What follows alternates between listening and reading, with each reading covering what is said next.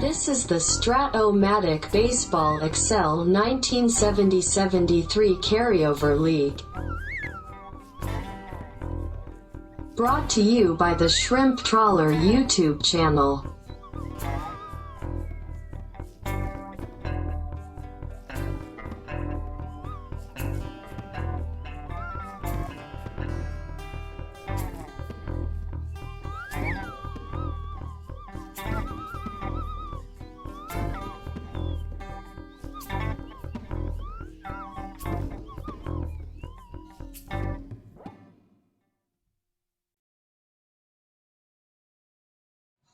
Welcome back, baseball fans, to the 70-73 Carryover League, and we got you a treat today to savor a magical interleague battle. And if you've been following this format of interleague, the schedule has been amazing this year as we have been getting World Series replay matchup teams. This is probably the 7th out of 8 actual World Series replay situations. And today, it also happens to be 2 of the top dogs in all the Carryover League. It's a shame it's just the best of 3. This is very much a World Series preview, possibly, in this timeline. But there's a lot of teams who would dispute that, I guess. Red Sox and Reds. And today, we are in Riverfront Stadium in Cincinnati. Let's look at Game 1 and see what happened. Game 1, first of all, the starting pitchers in Game 1 that was played in Fenway Park was Don Gullett for the Reds and Bill Lee for the Red Sox. And before we look at that, how about we just for a brief moment here. Here we go. Last time these two gentlemen faced each other was Game 7 of the 1975 World Series at Fenway Park, October 22nd, 1975. And the Reds won. It was 3-3 until the 9th inning. They had Joe Morgan then. They don't have him now. And the Reds win 4-3. In that game, Gullett left early after 4 frames, threw a lot of pitches. Billy went 6 1/3. He left, I believe, with a lead. Or maybe that, well, he left the game. They tied it in that inning, but yeah. He had given them the lead through 6, not to get a win. So Gullett and it was Clay Carroll getting a win in relief. McEnany a save. Jim Burton takes a loss in this one. But in this era that I am playing, let's take a look at Game 1. Don Gullett and Bill Lee. Absolute magic, folks. So Bobby Tolan leads off the game with a solo shot. 1-0 Cincinnati. And now we'll see defense playing a tremendous role in this game. And also holding runners. There's so much to talk about in this game. Let's go to the 2nd inning. Ted Savage reaches on an error up by Yastrzemski. He's being held on base, and Concepcion rolls a plus on his card. So you have runners on the corners. Tommy Helms rolls a B question mark. Now Boston's outfield arms are amazing if Yaz was playing in the outfield, but Yaz is playing first base, so his -3 arm's not being used. Reggie Smith's got a -4 arm in center. Tony Conigliero's got a -2 arm in right. However, the ball is hit in the left field against the +1 arm of Tommy Harper. He guns him down at the plate for a 7-7-2 double play, and the inning's over. And we know there's going to be a lot of pivotal plays between these two teams, with so much on the line.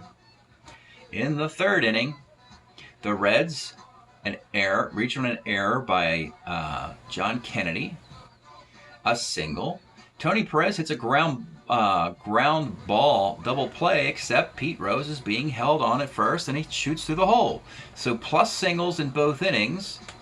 And the Reds have a 3-0 lead, and a double play helps Bill Lee get out of the inning. So the Reds are getting some breaks here, but they also missed a break there. And now it's time for the Red Sox to get a break. Dave Concepcion makes an error to start the inning. And then we get a single, a fielder's choice, and a ground ball to first with the infield playing back, and it's 3-1. Then into the 6th inning. A couple walks, and then a fly ball to left fielder Ted Savage. Dropped fly ball, and it's 3-2. Top of the inning, Tony Perez solo homer. 4-2, bottom of the inning, a single, a triple, a sac fly by Tommy Harper, and yes, ladies and gentlemen, it is 4-4, eerily similar to the score in Game 7 of the 75 World Series. This game goes into 11 innings, and Boston's closer in this era, they traded Sparky Lyle in the offseason. So for this year, Gary Wagner is going to have to assume closer role for Boston. And in the first pressure moment of the young season, with 2 on and 2 outs, Pete Rose, 1970 Pete Rose, who hit 15 homers, not like the 1973 Pete Rose card that we declined to use because he doesn't have all that power. 3-run homer, and Clay Carroll comes in and is just a magnificent again. He has a 2-year regular season scoreless streak going. You can't touch Clay Carroll for whatever reason. I mean, you can probably touch him for a bunch of singles, but for somehow he wiggles out of it. And the Cincinnati Reds win 7-4 in 11 innings in Fenway Park. The winner is Pedro Bourbon, not to forget. He came in and gave you 2 innings before Carroll came in. Carroll gets the save, and Gary Wagner gets the loss. So a magical Game 1. I tell you, folks, if this was a World Series, I wouldn't mind it. But again, last year, these 2 teams had the top records in the leagues and got knocked out. The Tigers knocked out the Red Sox. The Giants knocked out the Reds, and then the Mets knocked out the Giants, and the Mets and Tigers met in the World Series. So today, in Game 2, now in Cincinnati, we have, it goes on and on, folks. Oh my goodness, look at these 2 Strat cards. They're going to flash on your screen. The number 3 starter for Boston, Louis Tiant, had a magical 1972, 15-6, 191, against Gary Nolan. Gary Nolan had a magical 1972, 15-5, with a 199 ERA. Separated at birth, Louis Tiant and Gary Nolan today. From Riverfront Stadium in Cincinnati. I can't hype this up anymore. Let's get started. Leading off for the Red Sox. Both teams shuffle their lineups. The Reds went defense heavy in Fenway, and now they've abandoned the defense, going for bats, and will bring their defense in later. Boston just shuffled the order, and they also put some defense on the bench. Doug Griffin moved to the bench. He was starting at second base. So leading off, it'll be Yastrzemski. 5-12 off Nolan, second X. And here's your first defensive replacement, Jimmy Stewart, now playing second, as Helms gets the start off. But Jim Stewart is a 4.28. Will the Reds regret this move? He makes the play, a ground ball C. So first batter does not hurt the Reds there. Mike Andrews. 47's a base hit. Carlton Fisk. 35, single, 1-15, gets the base hit. 2 on for Reggie Smith. 69 off Nolan, skies a left, and with 2 outs, Tommy Harper. Let's take a look at Tommy Harper. He's batting 5th. He could lead off. He could play the infield, play the outfield, play bat anywhere in the lineup. His 1970 card is used here, where he was still with Milwaukee, but he had 31 home runs. That's plenty of home runs to bat 5th. The pitch to Tommy. 2-8 is a grounder to short. Bobby Tolan leads off for Cincinnati. 34 rolls to the pitcher. Pete Rose, listen to the fans go crazy for their hero. Pete Rose, 39, lines the first. And Tony Perez, 1-5. What a year this guy is having. He's actually eclipsing Bench for MVP honors this year. Tony Perez is just racking up the long ball. What a hideous card. 40 of them in 1970. Would probably win the most valuable player in most leagues if some guy named Johnny Bench didn't exist. But he has to let his teammate get the deserved award. 1-0 Cincinnati. And here is Johnny Bench. 2-6 is a grounder to third. Top of 2. It's Rico Petrocelli. 1-5. Sky's the center. Larry Stahl, 2-10, pitcher. And Tony Canigliaro playing DH today. 3-8 is a K. Lime, 35 is a walk. Bernie Carbo getting his first start in the series, 411. Left X, he was with Boston in the 75 series. Here he's with his team he started his career with. Tommy Harper is a 2E8 in left field. It is going to be a single dot off of Tommy Harper's good defense. Tough break there for Boston. Runners on the corners for the DH, or the left fielder, Ted Savage. 4-4 off of Tion's card. Doesn't give up homers, but it is going to be triple 1-3 single. It's single dot, and the Reds have it cranked up here in the second inning. Runners on the corners, no bunt out. They'll play back for Jim Stewart. And 1-4 is a 1-6-3 double play. So they get the double play, but the runner does score from third. They sacrifice that to get the 2 outs. And it's Dave Concepcion. 6-12, rolls the pitcher. Well, it's 3-0 Cincinnati. They had that same lead in game 1, and the Red Sox came back and tied it. So let's see if they can do it again. Top of the third, John Kennedy. 69, Sky's the center. Carl Yastrzemski. 64, short X. Concepcion's a 2 at short, makes the play. Mike Andrews. 1-6 is a walk. Carlton Fisk. 37's a K. Bottom of the third. Bobby Tolan of the Bells. 58, short X. This is Petrocelli, a 3E24.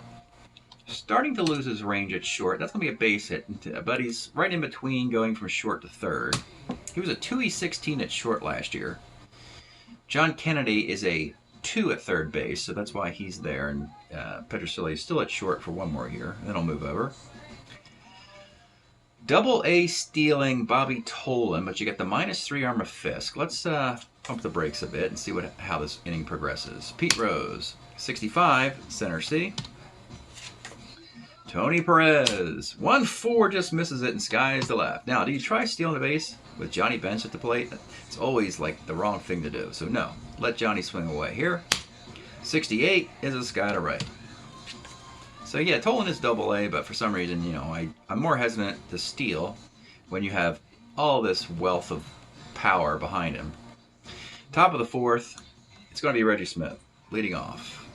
38, single 1-8 is a base hit. Tommy Harper, 6-12, left B. Rico Petrocelli, 34, just misses the homer and pops to short. And with 2 outs. Larry Stahl, 2-6, grounds to first. We go to the bottom of the fourth. Lime leads it off. 2-10 is a base hit. Here's Bernie Carbo. 36, single 1-3, lines out. Ted Savage, 49, second X. Now, they have Doug Griffin on the bench. You got Mike Andrews, a 4E34 second baseman today. And that's going to be a single dot. That was a mistake, or they were hoping they'd get more offense, and they needed the defense. And now you got runners in the corners. You're down 3-0. They're going to bring the infield up for Jim Stewart. 6-11, pitcher X. The infield up. Tion's an E8. 2E8 pitcher. And so he'll throw to first. The runner from first moves to second. You got second and third with 2 outs.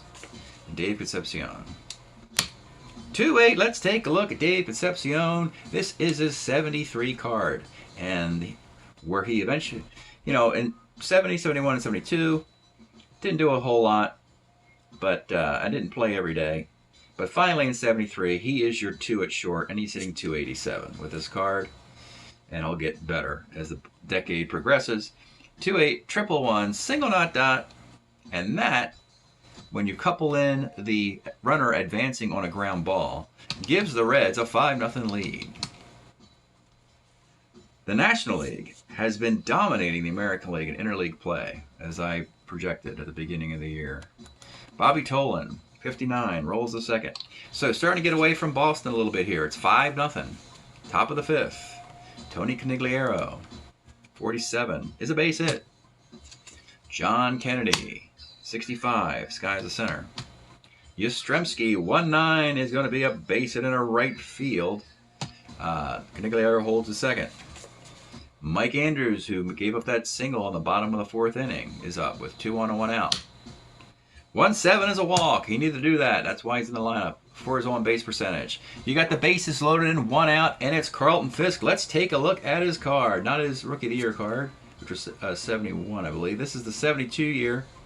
22 home runs and a 293 batting average for Carlton Fisk. Big moment here. Gary Nolan and the Reds will keep the infield back. And the pitch to Carlton Fisk. 67 is a liner to short. And with 2 outs, let's take a look now at Reggie Smith. Yeah, he would have a Red Sox card throughout this timeline. He doesn't move to St. Louis until 74. He's hitting .303 with 22 home runs. And the pitch to Reggie Smith. 6'10", third X, but you don't have the stunning defense you had in Game 1. He's on the bench. That's John Vukovic. You hit it to Tony Perez. 4-37. You need a big play from Tony. And he makes the play. Tony Perez fields the ground ball and gets the inning over. That is a huge play for Tony Perez and the Reds. They wiggled out of that jam and it stays 5-zip. Let's pause a moment for station identification. This is the Shrimp Trawler video channel. Este es el canal de videos de camaroneros.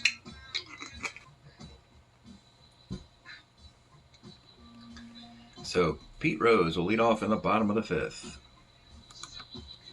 38 is a ground to first. Tony Perez, 56, is a K. And Johnny Bench, 67, is a K. How far do you want to go with the defense? They're going to push it. They got a 5-0 lead. Tommy Harper in the 6th. 49, second X. I mean, they got 2 huge breaks already. Yastrzemski reached on the 4-fielder, or got out on the 4-fielder. And of course, that play there was a Tony Perez made a fine play there. This time again, third X, and he makes a play on the 4. So 3 defensive plays by the bad defensive players of the Reds. Rico Petrocelli, 37, single 1 to 13 is a base hit. Larry Stahl, 210, pitcher A. 1-6-3 double play, and it's 5-0 Cincinnati. Bottom of the 6th. It'll be Lee May. 48 is a K. Tiant's a starter 9, and most times you'd say you give up 5 runs, you know, you've been knocked around a little bit. But it's the Cincinnati Reds, so everybody gives up 5 runs to these guys, it seems. So Tiant's not going anywhere, and he's better than everybody in their bullpen. Bernie Carbo, 64, catcher's card. Fisk, a 1-16, mysteriously. He makes the play. Ted Savage, 1-7 is a K. Top of the 7th, and I think now the Reds are going to pull the plug on some of these defenders. We're going to have, yep, they're going to bring in Tommy Helms and John Vukovic. Helms will play second base for Jim Stewart. Vukovic will come in for Carbo, where he was DHing, play third base, and Tony Perez will move to the DH spot. So now they've got their full complement of defense in with 9 outs to get, and Gary Nolan throwing a shutout. Defense-assisted shutout to this point. Top of the 7th. Tony Conigliaro, 1-11, rolls to third. John Kennedy, 1-5, grounds to short. And Yastrzemski, 5-11, walk. Ace stealer has to be held on for Mike Andrews, who's reached every time. Aside from that bad defensive miscue, he's reached 3 times. 2-7-0 is a K. Stretch time here in Cincinnati, enjoying a 5-0 lead, and we are listening to Parliament's 1974 LP, Up for the Downstroke. Bootsy Collins was in Parliament. He was a big Cincinnati Reds fan, I believe. Let's go now to the bottom of the 7th inning, and it'll be leading off will be Tommy Helms, brought in for defense. 39, Helms grounds to third. Concepcion, big 2-run single in the 4th. 37, double 1, single ... He's reached 2 out of 3 times. Bobby Tolan of the Bells. 47 off the Tiant card is single 1-7, line out, and he lines out on an 8. And with 2 outs, it's Pete Rose. 4-11. Sky's in the left field. This is Tommy Harper, a 2-8 in left field. And a 2-base error. The defense has really hurt one team and helped another team today. 2-base error on Tommy Harper. And you got second and third, 2 outs for Tony Perez. 2-7 though is a K. 5-zip in the 8th inning. Gary Nolan, starter 7, no danger of breaking here. He's going to go for. It would be remarkable to get a CGSO against the Boston Red Sox. That'd be one to write home about. Carlton Fisk, 38. It's a K. Reggie Smith, 3-6. You saw the card earlier. 3-6 for Reggie Smith is a solo shot, and they get within a grand slam here. 5-1. Tommy Harper, 36 is a walk, and here comes the Sox with a late charge. Harper being held on. You got benched, so nobody's going to steal any bases. Rico Petrocelli, 1-5. Sky's the center. And with 2 outs, it's Larry Stahl. Let's take a look at Larry Stahl. He was a utility player signed in free agency just to give some outfield defense and an extra left-handed bat. Kind of as a caddy for Canigliaro. Canigliaro is DHing today, so they're both in the lineup. But the left-handed batter will get his swings today. The pitch to Larry Stahl, 54 off the Nolan card is a pop to third. 5-1, bottom of the 8th. Normally you'd pull Tiant, but no, he's too much of a competitor. He's going to continue. Johnny Bench, 3-10, short. Lee May, 54, pops to short. And with 2 outs, it's John Vukovic. 5-12 is a walk. And Ted Savage, 46. Single one at 16 is a base hit. 2-on, 2 outs for Tommy Helms. Again, Tiant's a starter 9, so he's not in danger of breaking. The pitch to Helms, 2-12, pops to third base. We'll go to the 9th inning. Nolan can break with 2 base runners. It's just a 4-run lead. We have Clay Carroll available. Bourbon might not be available or only available for an inning. He pitched 2 innings yesterday. So Tony Canigliaro will lead off in the 9th for Boston, trying to come back here. 32, pops to second. John Kennedy, 53, first C. And with 2 outs, it's going to be Yastrzemski. Let's take a look at Yastrzemski's card, though. We have to look at it. 1970. No, this guy does not win the American League Most Valuable Player Award. That went to Boog Powell. Yet Yastrzemski hit about 30 points better than Boog and hit 5 more homers than Boog. And oh, by the way, he can steal some bases and is a better defensive player. But Baltimore won the World Series, so that explains that. Carl Yastrzemski with the final out here. The pitch to Carl Yastrzemski. 34 is a grounder to second base.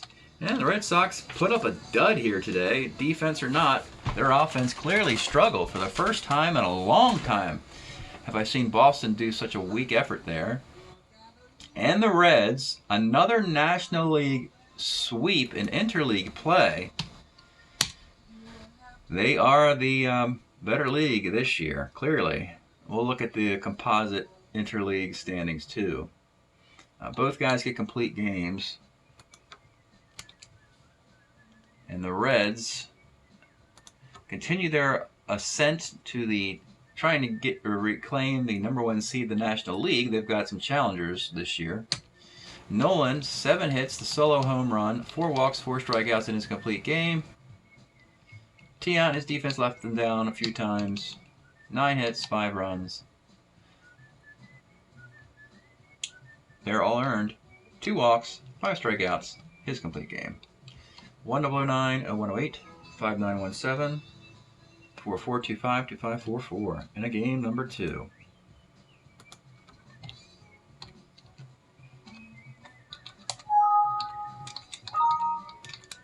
But Boston is still in excellent shape. Again, it's only 2 games, and they're still in the hunt for the best team in the American League. The Orioles got encouraged by that. The Orioles also lost interleague to the Pirates 2-0. Just goes to show you how good the Reds and Pirates are. They swept the Orioles and Red Sox 4-0. So, year to date now, the Reds are 15-7, they've lost only one series. That was to the Mets, 3-2, which somebody had to lose that series, and the Reds did. So that's the difference in the National League right now. They're hitting .285 with a .450 ERA. Gary Nolan improves to 3-3. The Red bullpen should be noted because you saw that extra inning win in Game 1. The Red bullpen is 5-1 with 7 saves.